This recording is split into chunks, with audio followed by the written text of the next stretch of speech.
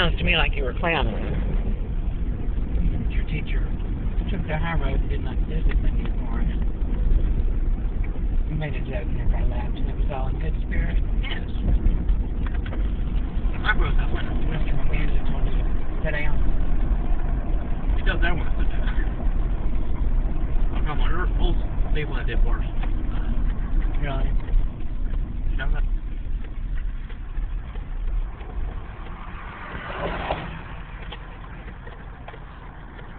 I didn't see nothing. I didn't see that. Nope.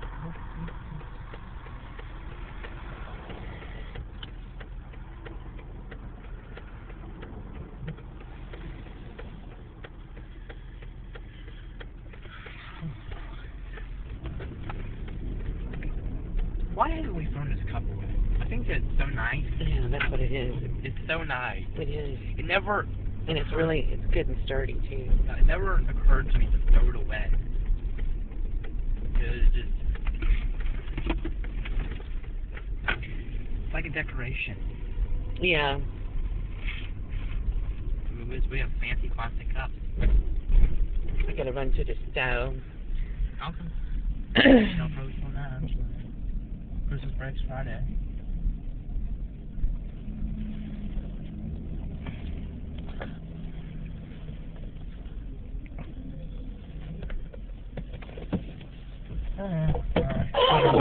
Oh, by the way, can I see your headphones? I gave you mine. No, the other ones. The old ones? Yes. They're in that black bag. Oh, give them. These ones, they're a little too big for my ear. Yeah, you can get them back whenever you... Brother. Yeah, they're I can give them back to you whenever you come back from Okay. the stove. Come to Bobber. Okay. I like these better. You know, they're smaller, they have better sound. I got wiggle. The new ones around a little. Okay.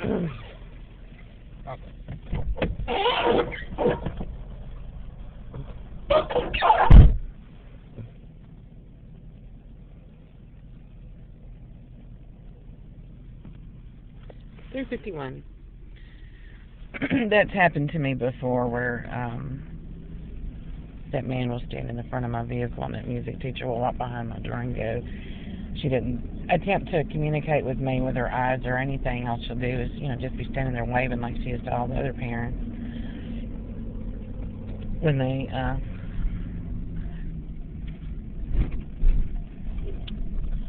drive by, and then I drive past her and she'll cough one single time.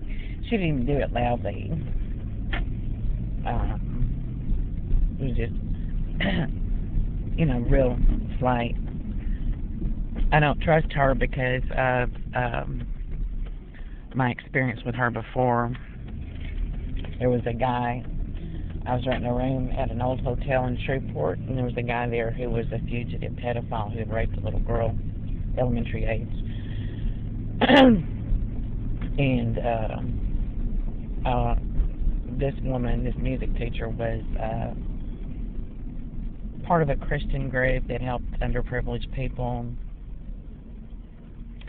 And Jake used to go every once in a while over to her house to play with her two children. And I went over there one day, and she started asking me if I ever went to Kroger's on Erie Drive. I said, I think I've been there once or twice to buy food for my lunch break as a sub when I went to Captain Shreve to sub.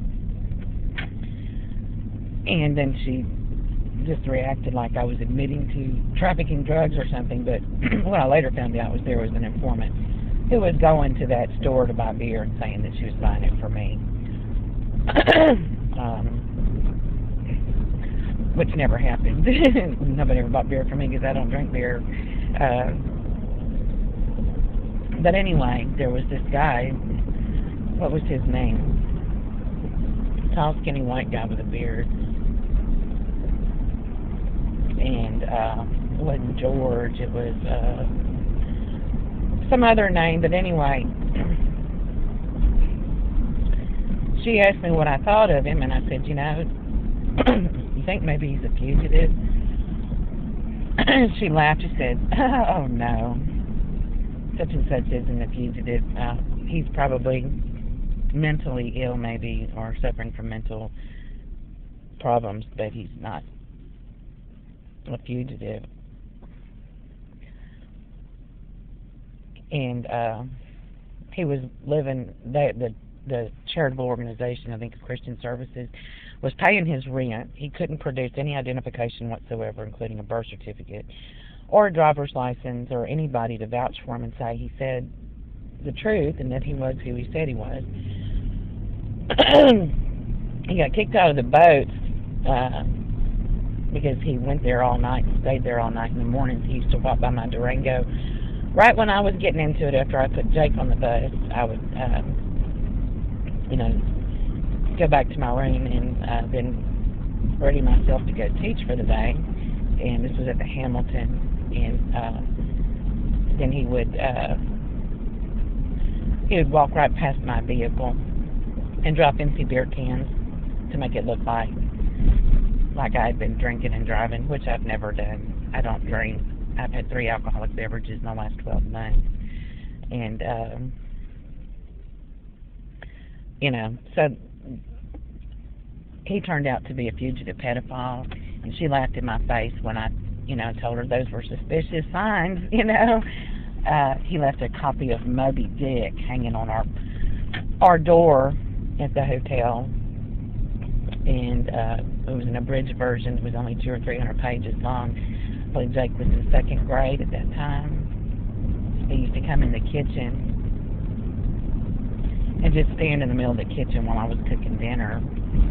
If I went to this charitable organization's room where they had clothes for people, that were needed clothes, he'd come in and stand right over me.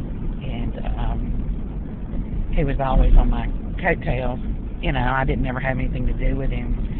But it turned out he was wanted for molesting a little girl. He tried to lie one day and said that Jacob had been outside wandering the streets and gone over to Sprague Street, and there was a guy who worked there that jumped all over him. He said, no, he didn't. It was the only day when we first moved there that the guy who worked there was like, your son can stay with me here at the desk, and I had an errand to go do. And he said he'd teach Jake how to play pool. Appeared to be an upright and respectable man, and I was thinking, I just need to learn to trust people. He told the truth. Jacob told me he never left the desk and stayed within that guy's eyesight the whole time I was gone for, I think, 2 hours. And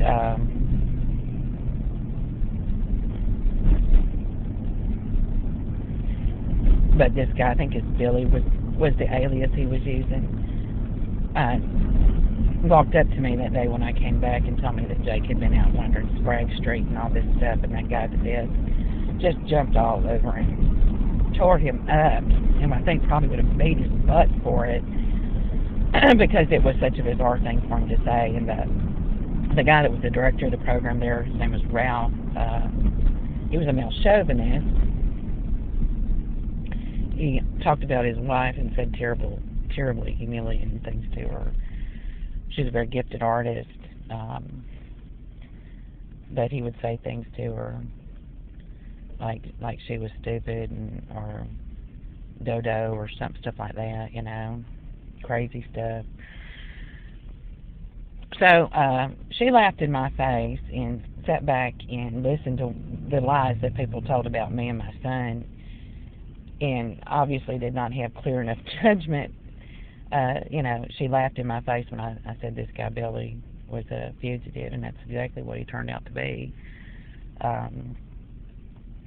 And on top of that, they would say, why don't you get Billy to go help you look for clothes in the clothing room, or why don't you get Billy, And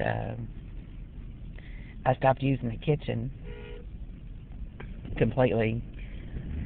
I got a mini fridge and a microwave and I bought her food. These informants, they were like trying to get me to give them my food stamp card, trying to lure Jacob away and stuff like that. And on top of that, we're clearly lying about me and my son.